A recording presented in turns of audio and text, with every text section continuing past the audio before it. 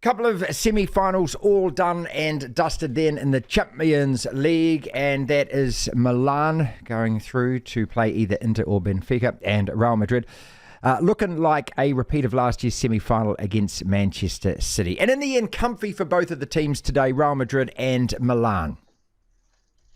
Yeah, it was an all-Milan final, semi-final, I should say, potentially, with Inter looking good against Benfica.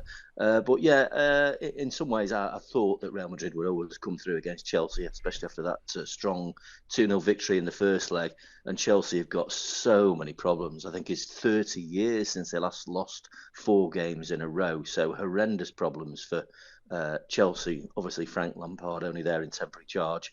And then in the other one, 2 saved penalties, which is a rarity. I think it's the first time in about 7 years that's been 2 saved penalties in the same Champions League match. And surprise, surprise, AC through to the semi-finals for the first time, I think, since 2007 against a Napoli team that everybody, certainly in my part of the world, thought looked as though they'd get there to the final, and it's potentially going to be the 2 Milan teams in the semi-final, and Napoli just have Serie A to concentrate on when people were predicting that they'd be the team that would get through to play either Real Madrid or potentially Manchester City or Bayern Munich.